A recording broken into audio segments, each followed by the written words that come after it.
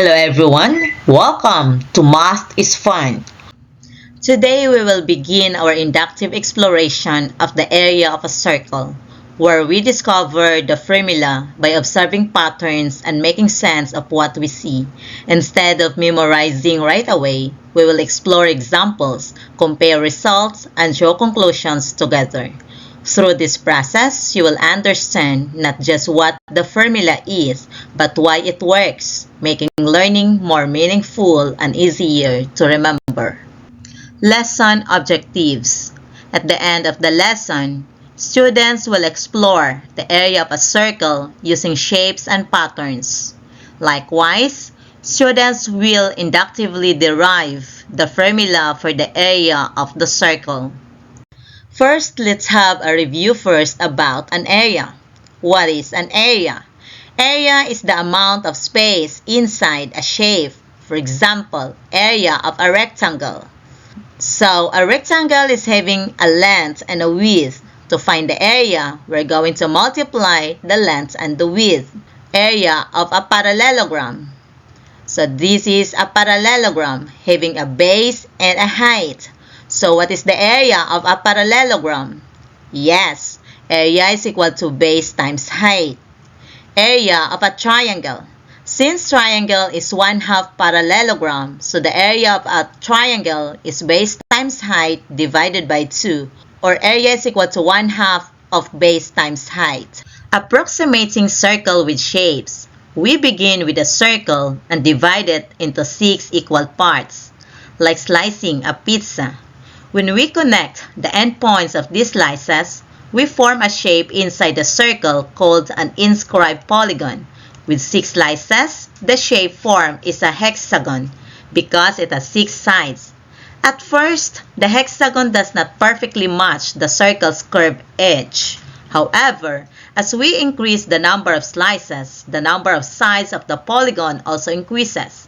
For example, using more slices would create shapes with more sides, such as an octagon, decagon, and so on. The important idea is, the more sides the polygon has, the closer its shape becomes to the circle. Eventually, with many tiny slices, the polygon almost looks like a circle. This shows how we can approximate the area of a circle by using shapes with straight sides and observing the pattern as the number of sides increases. Rearranging the circle. After dividing the circle into equal slices, we can rearrange the slices by placing them side by side, alternating one slice up and the next slice down. When we do this, the shape begins to resemble a parallelogram. And as we use more and more slices, it starts to look more like a rectangle. Recall circumference of a circle. The circumference of a circle is given by the formula C is equal to 2 pi r. When we inscribe a hexagon 6-sided polygon inside the circle, we also create 6 curved edges along the circle. Together, these curved edges represent the entire circumference of the circle. Now we rearrange the slices to form a shape like a parallelogram.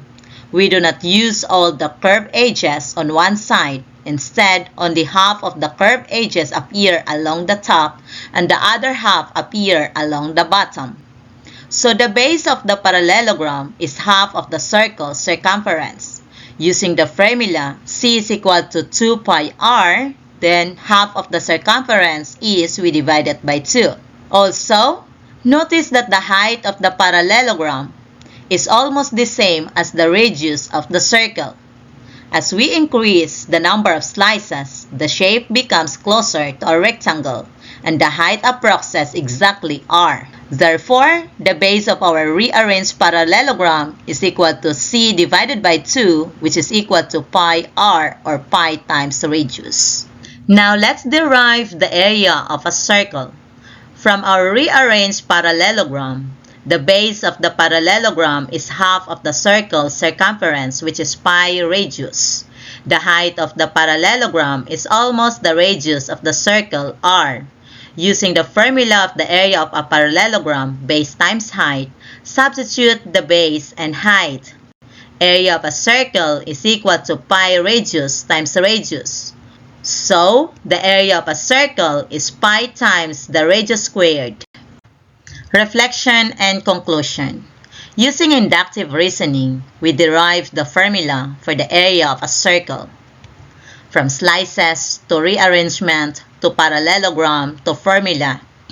So, the area of a circle is equal to pi radius squared. And that's how we can explore and understand the area of a circle using slices, polygons, and a parallelogram. I hope this visual approach make it easier to see where the formula comes from. Thank you so much for watching. If you found this helpful, don't forget to like, share, and subscribe for more fun and easy math explanations. See you in the next lesson.